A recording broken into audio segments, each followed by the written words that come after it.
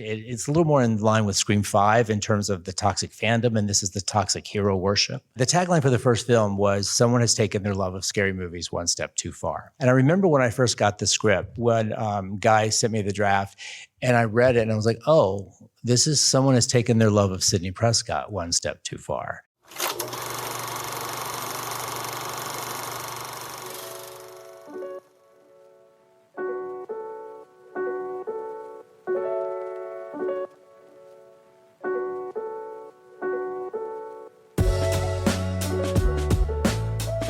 Hello, and welcome back to The Director's Cut, brought to you by the Directors Guild of America.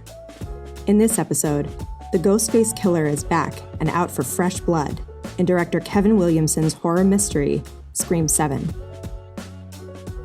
In the newest installment of the Scream franchise, original victim Sidney Prescott hopes to reinvent her life in a different town. But when a new killer emerges, her darkest fears are realized as her daughter becomes his prized target. In addition to Scream 7, Williamson's other directorial credit includes the feature film Teaching Mrs. Tingle.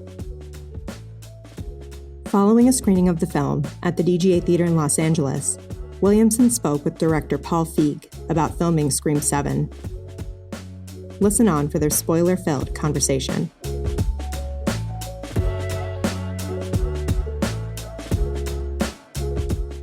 What's up, everybody? Hello.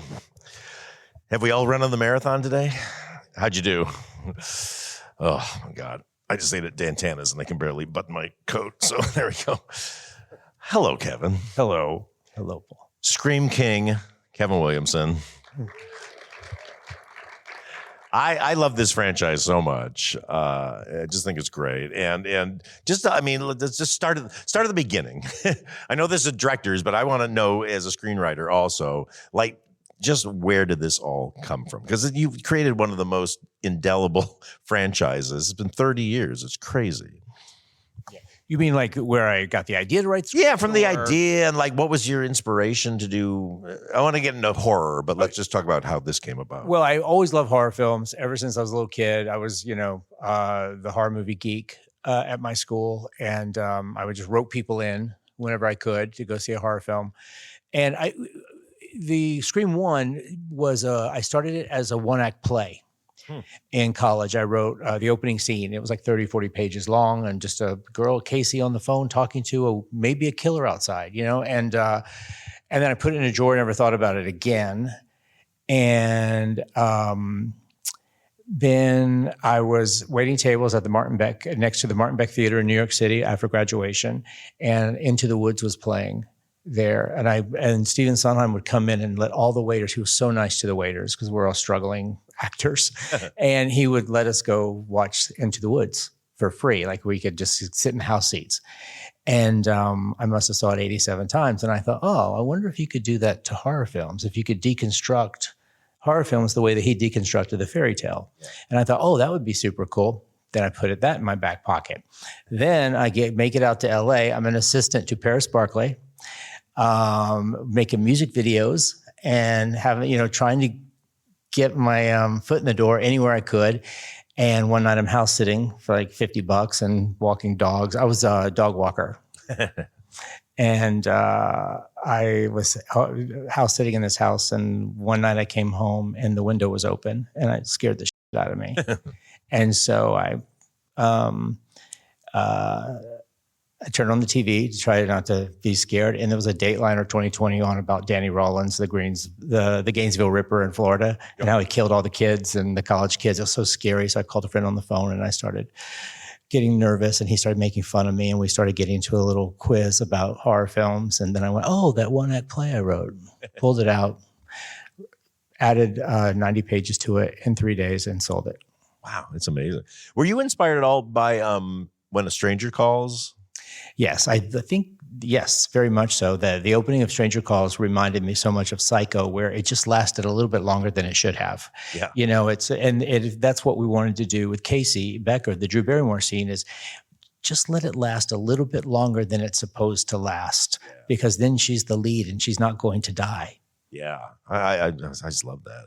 So, I mean, I just want to talk about horror for a second, because the first half of my life was terrified of horror. I couldn't watch it. And then in the second half of my life, I've become so obsessed with it because I realize the stakes you can get out of it are so high, but also the humor. And what I think you and I both love is high stakes, extreme situations with extreme characters that you can both get scares and laughs out of. And how do you face that? Because I mean, there's so many funny moments in all these Scream movies.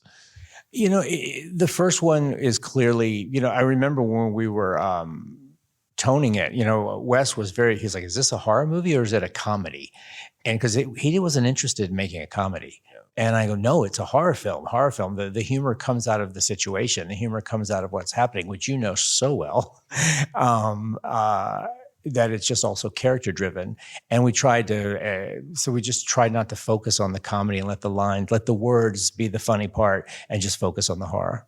Yeah, but it's funny because when I did a movie called The Heat, and we had, because I was doing just straight up comedies before that, and we had this one scene where Sandra gets stabbed in the leg and Melissa has to pull it out and puts it back in. And so I was watching it with audiences and they're screaming and laughing at the same time. So, I mean, that's so addictive, that whole getting that double response. So, I mean, how aware are you of the comedy when you're going through it? Well, I'm hoping I'm aware, and I'm hoping that I'm on the money with some of it. And I try to be, you want to make people laugh and cry in the same line of dialogue as a writer. And so the same thing as a director I found is that you really just want to sort of, have a duality to everything you do. Yeah. And I think you do it so well, just to point out. I think it's just so wonderful. I saw The Housemaid, and that was such a dark, funny. I loved it. Oh, thanks. Because I always consider all my movies comedies, just some are super, super dark. But it's finding those moments because if you go for comedy in a high stakes moment, you destroy it. But it's where do we find the funny? Where do we find the release, I should say? Well, that's the thing in a horror film. You just want to. One of the things I liked is I want that a collective, interactive experience with the audience. I want the audience all to sit there together and laugh at themselves for screaming and jumping, but then laughing at themselves for jumping. And I want them. There was a moment I think where I was very much inspired by John Carpenter's Halloween, and I just remember as a kid just screaming at the movie. So loud, and there's moments too where we set up where she puts the gun down and you're like, no, don't put the gun down. And then she picks it back up. And, we just did, we sort of tried to choreograph those moments throughout. Yeah. I mean, that's great. I read a quote from you that said, you hate horror movies, but you like emotional horror movies. And I totally get what you're saying when you say it, but explain what you mean by that. I just think you should feel something. I've the other half of my career is Dawson's Creek and Vampire Diaries, which I just love the emotional experience. I love relationships and I love people talking to each other. And I just want to make sure you feel something. And one of the things we want to do in this movie, it was really, really important to Nev and I both, is that we have some sort of emotional reason. It's like, we had this girl named Tatum. Why, and I remember in the first draft, they didn't explain why she was named Tatum. She was just named Tatum. And we're like, but why would she name her daughter Tatum? She's a victim. She got her head squashed in a garage door. And we said, no one's actually asking that question in the movie. So now we do. And then of course it's the perfect setup for the payoff at the end of the film. Yeah, I just think I love it. I mean, what I loved about this movie, loving all the films, is how you played so much into fan service, but in a kind of a great way. I did a movie, I did the female Ghostbusters, and then we got accused of doing too much fan service, which they might be right. But I think, first of all, making the 7th sequel is insane. So I love how you navigated that. No, it's so hard, the 7th of anything. I don't suggest it for anybody. I think doing the first one is ideal. But number 7, it's because it's like, when you start thinking, it's like, what's the motive? It's like, well, is it her, is it her boyfriend? Is it her cousin? Is it her half brother? I mean, we've had so many motives where it's tied into the, I think one of the tagline for the first film was, someone has taken their love of scary movies one step too far. And I remember when I first got the script, when Guy sent me the draft, and I read it and I was like, oh, this is someone has taken their love of Sidney Prescott one step too far. And suddenly I thought, well, maybe this is more personal, but she doesn't know, it's a little more abstract. It's a little more in line with Scream 5 in terms of the toxic fandom. And this is the toxic hero worship. Yeah. And she's not connected to it in a personal way, which I think, it was a swing. We took it. I love that you're able to connect with sort of the obsession that we have with true crime and with, movies and all that. I just think it's so clever. Now, I just wanted to say, so I want to go back to the beginning. Ghostface is such a great character because, you're inspired by Mike Myers and, we have Jason, all those things, but those are like one person. What I love about Ghostface is you've got this movable thing that can be anybody. Like, just talk a little bit about that, because I think that's that is unheard of in the horror movie genre. Well, I mean, in the 80s on the slasher film, it's always who's the killer. It is sort of part of that subgenre of slasher films. But for me, I grew up reading Agatha Christie. And I was a big Agatha Christie freak, and I read all of them, and Ellery Queen, and I mean, so I sort of dissected. I read up on her, and she was like, she doesn't really write a mystery. She just figures out who killed it, and then works backwards, and then she just reveal after reveal after reveal. Because if I have to write a mystery, it's going to kill me. Yeah. You go crazy. And I did that with Scream 1. And I remember when I latched onto Billy Loomis as the killer, but then I finally realized, wait a second, he couldn't even have done the first scene. One person couldn't have just done it. It had to have been 2 people. And then I latched onto 2, and then I just redid the whole thing. And it worked, you just sort of discover it. Yeah, I just think it's great because, again, you're not tied to one psychopath. Yeah, you want someone, that mask comes off. You want it to be someone different every time. That's what separates us from Michael and Jason. Yeah. And Pinhead and Chucky and all these other great horror films. And you got to have your gimmick, But I think that's how that's how you're able to get 7 sequels out of this. Oh, yeah. Is there number 8? I am sure there will be. I don't know. I'm not involved. But you say that now. No, I mean, well, it was very clear. This was the one and done. And Nev asked me, and I just love her so much, and we had such a good time making this movie. It was so nice to reconnect with the OGs and have Matthew Lillard back, and to work with Courtney. And it was a fun experience. But I've done it. I love that. Well, now let's talk about the fact that you directed this. Yes, this is only your 2nd movie you've done. I know. But first of all, you did an amazing job. Please, everybody, give it up for Kevin. I was really impressed with how well you did it.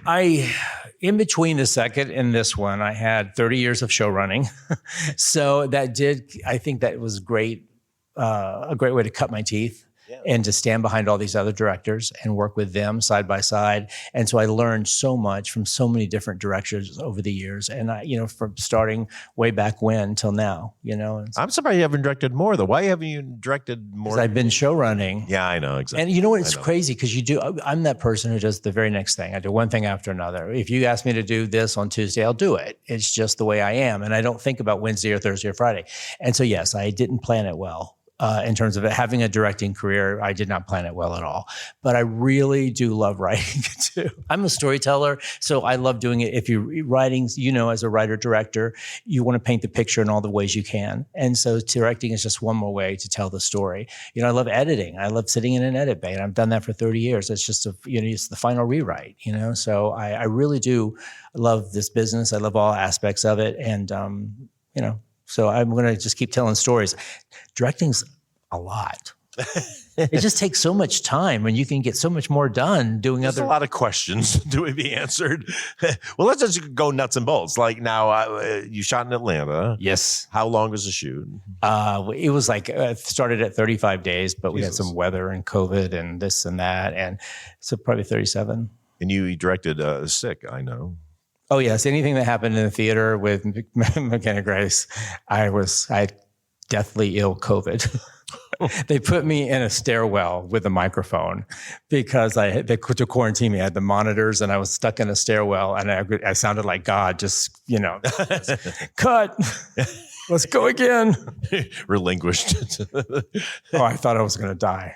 Oh, no. Now, your team, how did you put together your team? Is it people you worked with before? Yeah, well, I had my cinematographer was Ramsey Nickel, and I've worked with him for years. That's the thing. I tried to stack the deck with people that I knew and people that I had a shorthand with and people that we spoke the same language, because that helps so much, as you know, on a set. Is when you it's great when you have a team and you're all speaking the same language, you're all doing the same thing. And Ramsey I met him first. He shot my pilot, The Vampire Diaries, and then he shot several other pilots. He shot The Waterfront. He was actually working on The Waterfront, and I brought him over to Atlanta, and we were prepping together on weekends and stuff. And so we knew him. And Rudy, my AD, is someone who also Rudy from Vampire Diaries. He also was the AD for Scream 5. And so for Matt and Tyler. And so he was part of the family already. And he was also doing The Waterfront in North Carolina. And I dragged him too. I fired him on The Waterfront and hired him on The Vampire Diaries. I hired him on Scream. A reunion. I love Yeah. it. How involved were you on set with all the other Scream movies? Are you there all the time? Well, Scream 1 was a blessed experience, and I didn't know I was having it at the time because it was my first movie, but I didn't realize that that you people kicked the writer to the curb. Not me. I always have them on the set. And I didn't know, well, yeah, once you start filming, No, I you know. need the Most writer. people do, yeah. And, but Wes was so good. He kept me around. He let me sit in on the production meetings and the casting and the location scouts and all of the, I'd go to wardrobe fittings, and I was just so lucky that he was there, and I annoyed him with so many questions. He would, he was so lovely to me. He was such a mentor. And I was sitting on, I remember day one going, "What's that?" And he goes, "Well, Kevin, that's a generator." And he was really good that way. Well, I'd love to talk more about Wes, because he's a real hero for me too. Just what was it like working with Wes? Other than what you're talking about, just like, what did you learn from Wes? Well, I learned the entire mechanics of filmmaking because I got to sit in the chair next to him or behind him, and I got to watch him interact with the actors and his AD and his cinematography. The nuts and bolts of filmmaking is what I learned. And I would sit there and go, "What is that? What are you doing?" He would go, "Well, I've decided to put a little Dutch angle on this because I want the audience to sort of start to become nervous." And I wanted to be subliminal. And I'm like, "Oh, okay." Yeah, he just put my head in another place that it never was before. Yeah. And he made me think and push myself and sort of open my eyes to another way of that everything is storytelling. Everything, every decision, every choice, every moment is part of it. And there's just never enough time. Never. Well, you and I have a very similar background, because when you were doing Dawson's Creek, I was doing Freaks and Geeks. So we kind of come from that world, of show running, and, I was doing it under Judd, but still show running it. And how do you find brilliant show? Oh, thank you. Well, back at you, my friend, back at you. But how do you find TV versus movies? I've had my own opinions on it. It's crazy. TV has also, I feel like, has been the culprit of change so much from when I first started doing Dawson's Creek. It's way changed. And I love TV. I notice that whenever I'm doing a movie, I want to do TV. When I'm doing TV, all I want to do is a movie. and I've got stuck in television forever, and the streaming. It's just, I love TV. I am a TV freak. I make no apologies for it. I will watch everything. There's just not enough hours in the day to consume the amount of TV I really want to consume. And I love it. And it's very different. And it's very, the streaming era, this 8-episode order thing that's going on. I love it and hate it all at the same time. Yeah. I find it. I'm at a point where I don't understand the point of television right now, because at least we had a goal of like, let's get into syndication. And I mean, obviously we want to tell great stories. Oh, the business side of it, yeah. Entertain people, but like I don't, I feel like it's all 2 seasons and gone now. You get canceled. 1 season and gone. Yeah, but it's just a different kind of storytelling. But I mean, and the idea that you can be a huge hit and they still won't pick you up for a second season. They've just consider it one and done. Well, see, that's the problem, because we're both been around long enough to remember the whole Jamie Lee Curtis, Richard Lewis show. It was a very successful show that got canceled because they didn't think they could get it to syndication or something like that. Did they bring it back? Did they bring it back eventually? I don't know. I just remember that was the first time you were like, oh shit, like we're working towards a goal of 100 episodes and then we get syndicated. And then that kind of... I remember that show. Yeah. I remember it was great. Everything Jamie Lee Curtis. I was going to say, being a Halloween fanatic as you are. Well, actually, that leads me to talk about your working relationship with Nev or Neve. Nev. Okay, good. Well, I call her Nev. I hope it's Nev. She's very upset with you calling her. She, oh my God, I love her so much. We had, we met on Scream One with, it was like one big summer camp, and we just were up in Woodsboro, up in Santa Rosa shooting, and it was so much fun. I was so nervous to be around actors for the first time, and and that was that. And then we did Scream 2, and then we're bonded again and with the whole cast. And it was just one big family. Thing that Wes taught me also was that your set is your crew is your family, and that you really, really bond with these people, particularly on location, and you become super tight. So even 10 years later, you run into someone, it's like they're your best friend all over again. And so Nev and I started staying in touch after Scream 4, because it got a little tricky there working with that studio. The studio we will not talk about, but Voldemort. They were really tricky to deal with. And I think it was, the deals were always horrible. And it was always like, Wes, hey, Wes, could you call Kevin and get him to say yes? And Kevin, could you tell Wes to see if you could talk him into this? And hey, could you call Nev and see if Nev will, it was just like, insidious, the way that we became friends, and it just became over the years. And then she did Scream 5, and I was on the set a little bit for Scream 5. That Scream 5 was the COVID Scream, and so I got there. I was only there for a little bit, and we just became friends all over again. And we stayed in touch this time, and we didn't lose touch. And then when Scream 7 came around, she called me. I knew that I'd heard she was negotiating to be in it after all the behind the scenes stuff had happened. And I kind of was aware of her, that she was going to come back. And I started working on the script with Guy. I had some ideas, and I said, well, what if you do it this way? And what about this? And I always wanted to do the wall gag, and I had that idea, and I always wanted to do the Peter Pan thing and swinging. And so I had all these set pieces, and I wanted to make this emotional mother-daughter. And so Guy was so lovely to let me work on the story with him. And then I got a call from Nev, a Zoom, and she wanted to see my face when she asked me to direct. And she did. She did. Oh. She did. Well, Gary and her, Gary Barber at Spyglass and William Sherrick, who I also am very grateful for making it all happen for me. They all called me up together on a Zoom, and Nev said, we would really like you to direct the movie, please. Oh my God. And of course, I think she just wanted to see me cry. And I did. I cried. And then she cried, and then we all cried, and it was great. Oh, well, I'm glad she did. Yeah. And so then she moved to London and left me. Oh, no. We'll bring her back. How much did it change between what it was going to be and what it became? It was, it was a rush. We rushed, to try to get this. We were meeting. And I felt bad for you guys that you had to go through that. Yeah. Yeah. And we had to sort of, it was one of those things where everyone had to sort of pivot and come up with a new way, of telling the story. And it was like, I might have been William Sherrick or Gary. I don't know where bringing Sidney Prescott came from. All I know is I heard one day that they're bringing Sidney Prescott back, and I got excited because I definitely want to see a Sidney Prescott movie. And I was happy that they worked out the money stuff. And also, Nev wanted to play a part. And I think what was really important is they were going to do a Sidney-centric film. This is her movie. It's kind of her movie. And it's Sidney's story. And I think I thought her performance is just so beautiful. She's so grounded, and she just sort of holds your attention so well. And I just think she's a terrific actress. It's just so nice to see her again, in this. And how do you find Isabel May?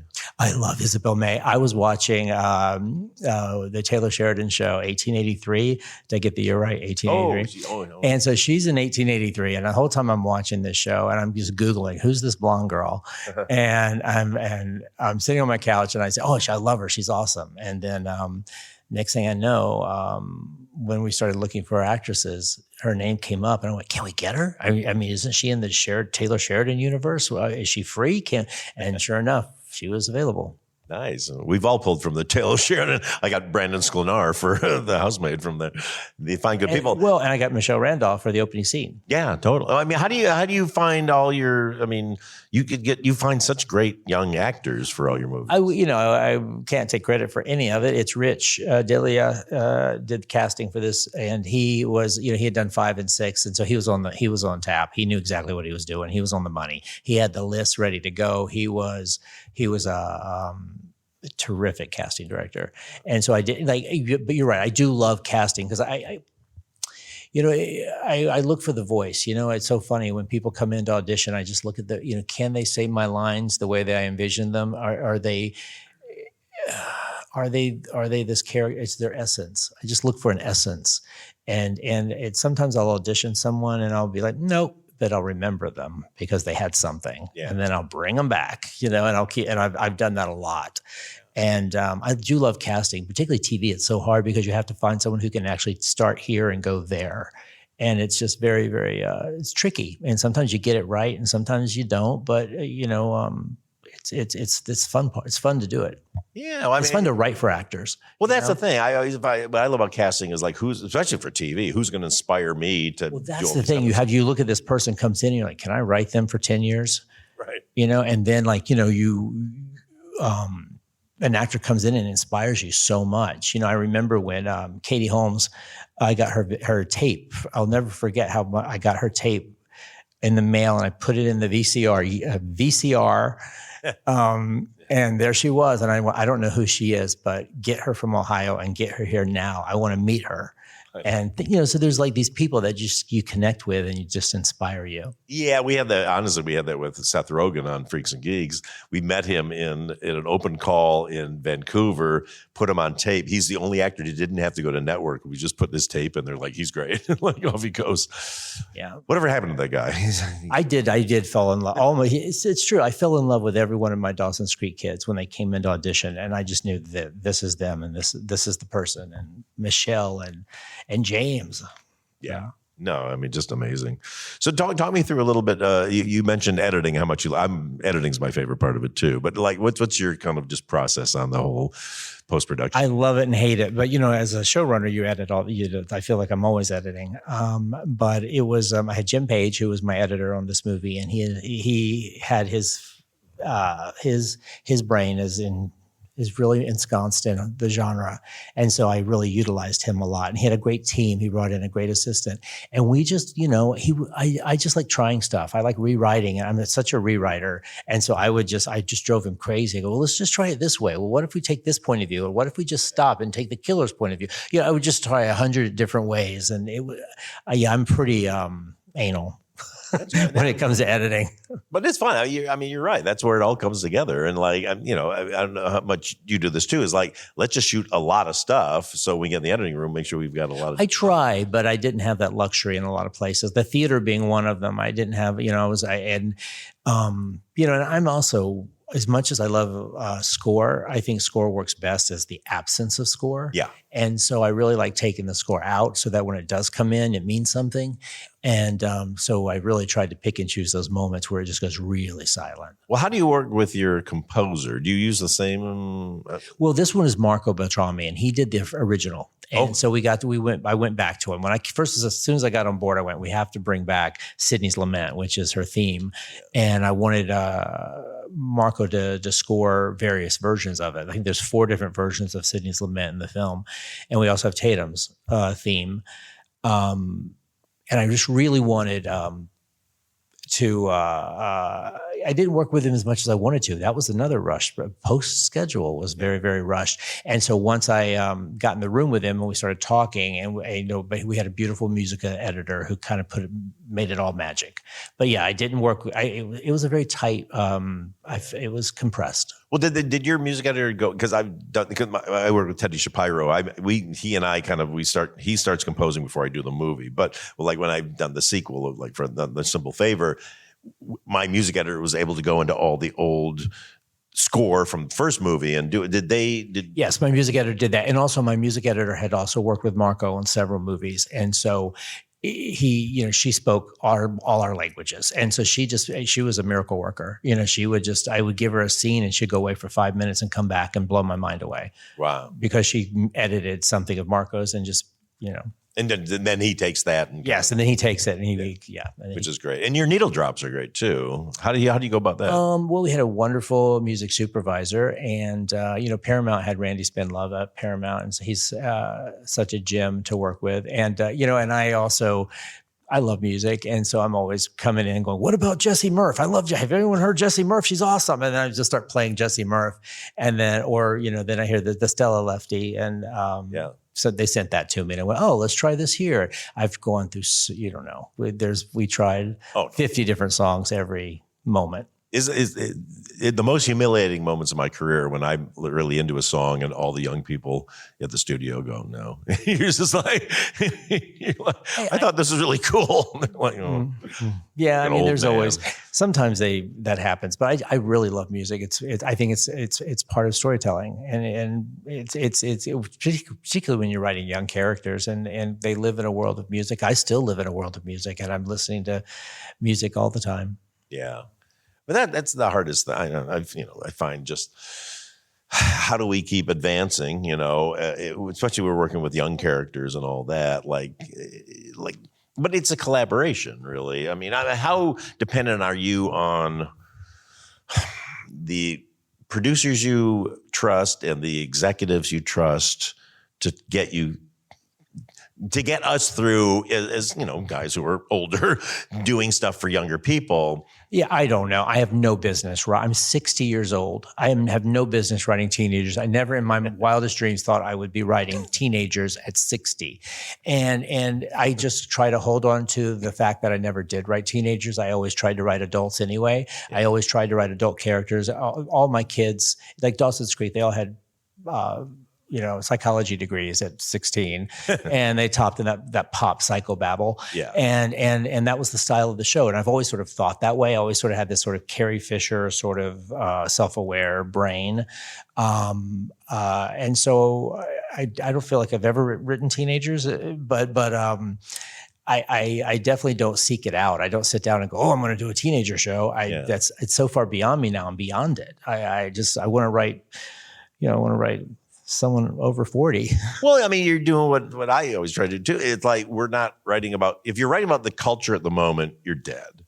Yeah. And your show is dead in like 5 years. But if it's about the human condition, and that's what you capture so well in these movies, these are like... That's the emotional horror I'm talking about. Yeah. Totally. Yeah. Cool. I just love it. So, I mean... But Kevin, it's an honor. We've run in the same circles for so long and yet never met. So Freaks and Geeks. Oh, well. One Dawson, of my favorite shows. Thank you, my friend. No.